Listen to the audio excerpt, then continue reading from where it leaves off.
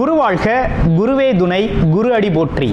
நேயர்கள், ஜோதிட அன்பர்கள் அனைவருக்கும் அன்பான வணக்கங்கள். நான் உங்கள் வாழ்க வளமுடன் ஜோதிடர் ஸ்ரீ குரு சுந்தர வடிவேல். இப்போ பார்த்தீங்கன்னா 2025 செப்டம்பர் மாத பலாபலன்கள் ஒவ்வொரு ராசிக்கும் எப்படி இருக்கும், என்ன செய்யலாம், என்ன செய்யக்கூடாது, என்ன விதமான வழிபாடுகள் உகந்ததாக இருக்கும், நட்சத்திர பலன்கள் எப்படி இருக்குது அப்படிங்கிறதை பற்றி முழுமையாக நம்ம விரிவாக ஒவ்வொரு ராசிக்கும் நம்ம பார்க்க இருக்கிறோம். இந்த செப்டம்பர் மாதத்தோட நிறைய விஷயங்கள் நடக்க இருக்குது. அது என்ன அப்படின்னு பார்த்தீங்கன்னா, 4 கிரகங்களின் பெயர்ச்சி இருக்கக்கூடிய மாதம் அப்படின்னா அந்த செப்டம்பர் மாதம் தான். பார்த்தீங்கன்னா தொடர்ச்சியாக 13ஆம் தேதி செவ்வாய் பகவான் பயிற்சி ஆகிறார், செப்டம்பர் 13. செப்டம்பர் 14 அப்படிங்கிறது சுக்கிரன் பயிற்சி ஆகிறார். அடுத்து செப்டம்பர் 16 புதன் பகவான் பயிற்சி ஆகிறார். அடுத்து செப்டம்பர் 17 சூரியனும் பார்த்தீங்கன்னா அடுத்த ராசிக்கு பயணம் போகிறார். அப்போ இந்த காலகட்டத்தில் பல்வேறு விதமான மாற்றங்கள், கிரகத்தின் மாற்றம் எப்படி நடக்குது அப்படிங்கிறத பொறுத்து ஒவ்வொரு ராசிக்கும் பல்வேறு விதமான மாற்றங்களை, முன்னேற்றங்களையும் எதிர்பார்க்கக்கூடிய மாதமாக இந்த மாதம் அப்படிங்கிறது அமைஞ்சிருக்குது. எந்தெந்த ராசிக்கு எப்படி இருக்குது அப்படிங்கிறத விரிவாக தெளிவாக இப்போ நம்ம பார்க்கலாம். இப்போ உங்கள் ராசிக்கு எப்படி இருக்குது அப்படிங்கிறத பார்ப்போம். கும்பராசி காலபுருஷனின் 11வது ராசியாக இருக்கக்கூடிய கும்பராசி அன்பர்களுக்கு இந்த கும்பராசியை பொறுத்த வகையில் பார்த்தீங்கன்னா ராசியிலேயே ராகு பகவான் அமர்ந்து இருக்கக்கூடிய அமைப்போடு இருக்குது. ஒரு வருஷத்துக்கு அப்படி தான். அது மட்டும் இல்லாமல் பாருங்கள், கும்பராசி அப்படின்னால எந்த இடத்துலையும் மதிப்பு மரியாதை அப்படிங்கிற ஒரு விஷயம் தானாகவே தேடி வரக்கூடிய அமைப்பு அப்படிங்கிறது உண்டு. இருந்தாலும் பொறுப்புகள், நிர்வாகத்திறன் பொறுப்புகளில் ரொம்ப முக்கியத்துவம் வைக்கக்கூடியவர்கள், தான தர்மங்கள் செய்யக்கூடிய அமைப்பு அப்படிங்கிறது உண்டு. ஆமாம், எந்த இடத்துக்கு போனாலும் அதோட உயர் மட்டத்தில் இருக்கணும் அப்படிங்கிற ஆசையும், அந்த இலக்கை நோக்கி போகக்கூடிய ஒரு தன்மையும் இயல்பாகவே மனதில் உண்டு. அதே போல் தன்னோட கீழ்நிலை பணியாளர்களுக்கு தேவையான விஷயங்கள்லாம் செய்யக்கூடிய அமைப்பு அப்படிங்கிறது, நடுநிலையாக நடந்துக்கக்கூடிய ஒரு அமைப்பு அப்படிங்கிறதும் உண்டு. இப்படிப்பட்டவங்களுக்கு இந்த காலகட்டத்தில் எப்படிலாம் இருக்குது அப்படின்னு பார்த்தோம்னா, 7.5 சனி பாதிப்பு ரொம்ப படாத பாடுபட்டாச்சு. கும்பராசி அன்பர்களை பொறுத்த வகையில் ரொம்ப கஷ்டப்பட்டாச்சு. என்ன கஷ்டம் அப்படின்னா, நிறைய பேருக்கு வேலை போயிடுச்சு, தொழில் அமைப்புகளில் லாபம் இல்லை, க்ளோஸ் பண்ணுற மாதிரி ஆயிடுச்சு. அடுத்து வியாபாரத்தில் பயங்கர நஷ்டம் அப்படிங்கிறதெல்லாம் ஏற்பட்டுருச்சு. அதுலேயும் வெளிநாட்டில் வேலை பார்க்கக்கூடிய கும்பராசி அன்பர்களுக்கெல்லாம் வேலையில் ரொம்ப ஸ்ட்ரகிளிங், ரொம்ப ப்ராப்ளம், எக்கச்சக்கமான ப்ராப்ளங்களை சந்திச்சாச்சு. ஃபேக்ட்ரி வச்சுருக்கவங்களுக்கே ரொம்ப சிரமங்களை சந்திச்சாச்சு. தொழிலாளர்கள் கிடைக்கல, தொழிலாளர்கள் இருந்தால் இங்கிட்ட ஒப்பந்தங்கள் நடக்கலை. அப்படின்னா என்னென்னா, தேவையான வேலை அப்படிங்கிறது அவங்களுக்கு பிஸ்னஸ் வரல அப்படிங்கிற மாதிரிலாம் ரொம்ப சிக்கல்கள் நடந்து விட்டது. இன்னும் 7.5 சனி முடியலை, அதனால் கருத்தில் வச்சுக்க வேண்டியது அவசியம். அதே நேரத்தில் 2ஆம் இடத்தில் இருக்கக்கூடிய சனி பகவான் ராசிநாதன். அது மட்டும் இல்லாமல் உங்களுடைய ராசிக்கு பார்த்தீங்க அப்படின்னா எப்படி இருக்குது இந்த காலகட்டத்தில் அப்படின்னு எடுத்துக்கிட்டோம் அப்படின்னா, கும்பராசியை பொறுத்த வகையில் ஒரு பக்கம் ரொம்ப சிரமங்களை சந்தித்தாலும் இன்னொரு பக்கம் குரு பகவான் உங்களுக்கு சாதகமான சூழ்நிலையை ஏற்படுத்துகிறார். எப்படின்னா, என்ன நடந்தாலும் அதில் உள்ள பாதிப்புகள் சார்ந்த விஷயத்தில் ஒரு காம்ப்ரமைஸ் பண்ணிக்கிறது மாதிரி குரு பகவான் பார்த்தீங்கன்னா குருவோட பார்வை அப்படிங்கிறது உங்களுக்கு அமைஞ்சிருச்சு, ரொம்ப சிறப்பாக அமைஞ்சிருச்சு. இப்போ குரு பார்வை பட்டதுனால பல்வேறு விதமான தோஷங்கள் நீங்கிருச்சு. ஏன்னா சனி பகவானால் ஏற்படக்கூடிய பாதிப்புகளும் குறைஞ்சிருச்சு, மற்ற கிரகங்களால் ஏற்படக்கூடிய சிக்கல்களும் குறைஞ்சிருச்சு. அப்போ இந்த காலகட்டம் அப்படிங்கிறது உங்களுக்கானதாக இருக்குது. அப்போ எடுக்கிற முயற்சிகள் வெற்றி தருமா அப்படின்னா, பல்வேறு விதமான சிந்தனைகள், எதையுமே பிரம்மாண்டமாக யோசிக்கக்கூடிய ஆற்றல் நமக்கு இருக்குது. எதை செஞ்சாலும் பெருசாக செய்யணும், எங்கே வேலைக்கு போனாலும் பெரிய ஜாபில் போய் உட்காரணும், ஆமாம், எதை பண்ணாலும் நேர்த்தியாக பண்ணணும் அப்படிங்கிறது நம்மளோட அமைப்பு. வெளிநாடு வெளியூர் போகணும் அப்படின்னா ரொம்ப நல்லா இருக்கும். ஐடி செக்டார் துறையில் வேலை பார்க்குறவங்க அல்லது வெளிநாட்டில் வேலை பார்க்கணும் முயற்சி செய்கிறவங்க எல்லாருக்குமே நல்லா இருக்குது. வெளி ஆளுங்களோட தொடர்புகளால் நீங்கள் முன்னேறுவீங்க. மாற்று மொழி பேசுகிறவங்களால் நீங்கள் உங்களுக்கு வந்து உதவிகள் கிடைக்கும். வேறு லாங்குவேஜ் பேசுகிறவங்களால உங்களுக்கு உதவிகள் கிடைக்கும். ஆமாம், இடமாற்றம் அப்படிங்கிறது உறுதியாக இருக்குது. வேலைக்காக தொழிலுக்கான இடமாற்றங்கள் ரொம்ப உறுதியாக இருக்குது. அது மட்டும் இல்லாமல் முயற்சிகள் கை கொடுக்கும்.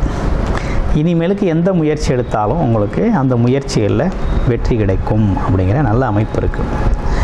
இதில் ஒரு முக்கியமான விஷயம் என்னென்னா, 7ஆம் இடத்துல கேதுவும் 7ஆம் அதிபதியும் அங்கேயே இருக்கிறாங்க. இப்போ என்னென்னா, ஃபேமிலி செக்டாரில் தான் நம்ம கொஞ்சம் கவனமாக இருக்கணும். ரிலேஷன்ஷிப்பில் தான் ரொம்ப கவனமாக இருக்கும். கணவன் மனைவி, நண்பர்கள், அப்பா அம்மா, அண்ணன் தங்கை, தம்பி, இப்படிப்பட்ட உறவுகளில் கொஞ்சம் பார்த்து கவனமாக இருக்கணும். வீண் விவாதங்கள், அதே நேரத்தில் கொஞ்சம் விட்டு கொடுத்து போகணும். போக வேண்டிய அவசியம் இந்த செப்டம்பர் மாதம் முழுக்கவே இருக்குது. கொஞ்சம் பொறுமையாக தான் போகணும். ஏன்னா பல்வேறு விதமான பேச்சுக்கள் வரும்.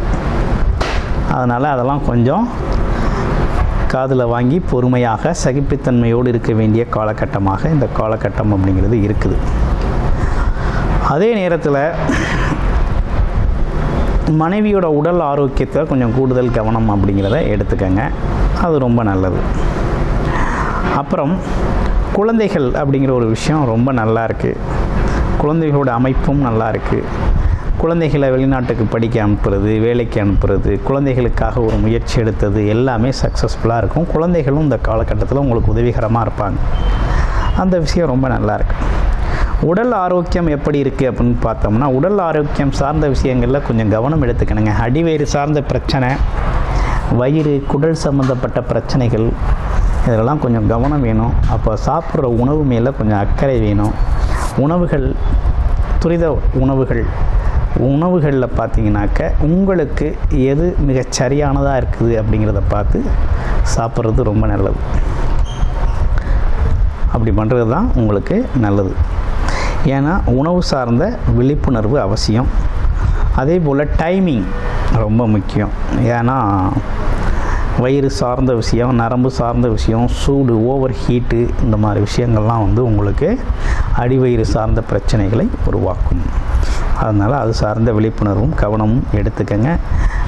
எண்ணெய் ஆயில்மெண்ட், அதாவது எண்ணெய் தேய்க்கிறது உடம்புல வந்து பார்த்திங்கன்னா எண்ணெயை கொஞ்சம் சேர்த்துக்கங்க. எண்ணெய்னா என்னென்னா நல்லெண்ணெய் சொல்லுவாங்கள்ல, நல்லெண்ணெய் தேய்ச்சி கொஞ்சம் உடம்பில் கொஞ்சம் ஹீட்டு, வெப்பத்தை குறைச்சிக்கிறது அப்படிங்கிறது ரொம்ப நல்லது. குறைச்சிக்கிட்டிங்க அப்படின்னாக்க கொஞ்சம் வயிறு சார்ந்த இஷ்யூஸ் இருக்காது. அதே போல் உணவுகளும் கொஞ்சம் மிதமான உணவுகளை எடுத்துக்கணும். அடுத்து பாருங்கள், வேறு என்ன விஷயங்கள் இருக்குது அப்படின்னா, முதியவர்களுக்கெல்லாம் எப்படி இருக்குது அப்படின்னா, முதியவர்கள் இந்த காலகட்டத்தை பொறுத்த வகையில் எதுவும் புது முதலீடுகள் செய்யலாமா அப்படிங்கிறதெல்லாம் சில பேருக்கு யோசனை வருது. முதலீடுகள் சார்ந்த விஷயத்துக்கு ரொம்ப சாதகமாக இருக்கா அப்படின்னா, செப்டம்பர் மாதம் 17ஆம் தேதிக்கு பிறகு தான், 17-18 தேதிக்கு பிறகு தான் இது சார்ந்த விஷயத்தில் நீங்கள் முடிவெடுக்கணும். இப்போதைக்கு இது சார்ந்த அமைப்புகள் கொஞ்சம் தள்ளி வச்சுக்கிறது நல்லது. அடுத்து பேசுகிறது கொஞ்சம் பார்த்து பேசுங்க. கும்பராசினியர்கள் கொஞ்சம் பார்த்து பேசணும். ஏன்னா வார்த்தைகள் அப்படிங்கிறது பார்த்திங்கன்னா, என்ன முடியுமோ அதை சொல்லுங்கள், முடியாததை முடியாதுன்னு சொல்லிடுங்க. அதே நேரத்தில் அதை வந்து மிதமாக பேசுகிறது அப்படிங்கிறது ரொம்ப நல்லது. ஏன்னா பிறருக்கு நம்பிக்கை கொடுத்துட்டு சில விஷயத்தை செய்ய முடியாமல் போயிடுச்சு அப்படின்னா அது உங்களை ரொம்ப பாதிக்கும். அதே போல் நீங்கள் செய்ய வேண்டியன்னா தர்ம காரியங்கள், புண்ணிய காரியங்களில் அதிகமாக இந்த காலகட்டத்தில் ஈடுபட்டால் ரொம்ப நல்லது. கோவில் காரியங்கள்லாம் ஈடுபடுங்க. கோவில் சார்ந்த விஷயத்துக்கு உங்களால் முடிஞ்ச நன்கொடைகளை கொடுங்க, ரொம்ப நல்லாயிருக்கும். அடுத்து பாருங்கள், வேறு என்ன அப்படின்னு பார்த்தோம்னா, உங்கள் ராசியில் இருக்கக்கூடிய நட்சத்திரங்களுக்கு என்ன பலன் அப்படின்னு பார்க்க போகிறோம். முதல் நட்சத்திரம் அப்படின்னு எடுத்துக்கிட்டோம் அப்படின்னு கேட்டிங்கன்னா அவிட்ட நட்சத்திரம். அவிட்ட நட்சத்திரத்துக்கு எப்படி இருக்குது அப்படின்னு பார்க்கல, வெளிநாடு வெளியூர் போகிறது, எடுத்த முயற்சிகள் கை கொடுக்கறது, பயணங்களால் வெற்றி பெறுறது, சேல்ஸு மார்க்கெட்டிங் துறைகளில் இருக்கிறவங்களுக்கெல்லாம் நல்ல காலமாக இருக்குது. அடுத்து பாருங்கள், சதய நட்சத்திரம். சதய நட்சத்திரத்துக்கு எப்படி இருக்குது அப்படின்னா, ஆசைகள், கனவுகள் அப்படிங்கிற ஒரு விஷயம், எண்ணிய எண்ணங்கள் ஈடேறக்கூடிய ஒரு அமைப்பு அப்படிங்கிறது உருவாகுது. இருந்தாலும் பார்த்தீங்கன்னாக்க ஒரு நிதானத்தோட பயணம் செய்ய வேண்டிய அவசியம் அப்படிங்கிறது இருக்குது. வெளிநாடு வெளியூர் போகலாம். ஆமாம், அது மட்டும் இல்லாமல் பார்த்தீங்கன்னா தொழில் சார்ந்த வேலை சார்ந்த அமைப்புகளில் கொஞ்சம் கூடுதல் கவனம் அப்படிங்கிறத எடுத்து செயல்படுங்க, ரொம்ப நல்லாயிருக்கும். பூரட்டாதி நட்சத்திரம். பூரட்டாதி நட்சத்திரத்துக்கு எப்படி இருக்குது அப்படின்னு பார்க்கையில், குலதெய்வ கோயிலுக்கு அடிக்கடி போயிட்டு வாங்க. குரு பகவான் வழிபாடு அப்படிங்கிறத பண்ணிக்கோங்க. குழந்தைகளோட உடல் ஆரோக்கியம், குழந்தைகள் சார்ந்த விஷயங்கள்லாம் ரொம்ப நல்லாயிருக்கும். குருமார்களோட சந்திப்பு உங்களுக்கு மிகப்பெரிய ஆற்றலை தரும். ஆமாம், உங்களுக்கு நம்பிக்கை தரக்கூடிய அமைப்பு அப்படிங்கிறதெல்லாம் இருக்குது. அப்போ முன்னேற்றமான காலகட்டம் அப்படிங்கிறது இந்த காலகட்டத்தில் இருக்குது. இருந்தாலும் என்னென்னா உங்களுடைய பிறப்பு ஜாதகம் சப்போர்ட் செய்யணுங்க. பிறப்பு ஜாதகத்தில் நல்ல தசாபுத்தி அமைப்புகள் இருந்தால் மட்டும்தான் நல்ல விஷயங்களையே அனுபவம் செய்ய முடியும். அப்போ பிறப்பு ஜாதகத்தின் தசாபுத்தி அமைப்புகள்லாம் எப்படி இருக்குது, இந்த காலகட்டத்தில் கோச்சார நிலைகள்லாம் இப்படி இருக்குது. அப்போ கிரக நிலைகள் நீங்கள் பிறந்தப்போ இருந்த கிரக நிலைக்கும் இப்போ இருக்க கிரக நிலைக்கும் எதெல்லாம் மேட்சிங்காக இப்போ வரையில் நமக்கு நல்ல விஷயங்கள், எந்த செக்டாரில் நம்ம முயற்சி பண்ணணும், எது சார்ந்த துறைகள் நமக்கு சரியாக இருக்கும், வேலை தொழிலுக்கான முயற்சி எடுக்கிறதா, இல்லை குடும்ப அமைப்புகளில் ரிலேஷன்ஷிப்பை சரி பண்ணுறதுக்கான முயற்சி எடுக்கிறதா, இல்லை பார்த்தீங்கன்னாக்க படிப்பு சார்ந்த விஷயங்கள் குழந்தைகளுக்கான முயற்சிகள் எடுக்கிறதா, எது அது அப்படிங்கிறதெல்லாம் பிறப்பு ஜாதகத்தின் அடிப்படையில் நீங்கள் பார்த்து இதோட இப்போ இதில் இருக்கக்கூடிய சாதக பாதகங்களோடு ஒப்பிட்டு நீங்கள் பயன்படுத்தினீங்க அப்படின்னா ரொம்ப சிறப்பாக இந்த காலகட்டத்தை கடந்து போகக்கூடிய நன்மைகளோடு கடந்து போகக்கூடிய அமைப்பு அப்படிங்கிறது உருவாகும்.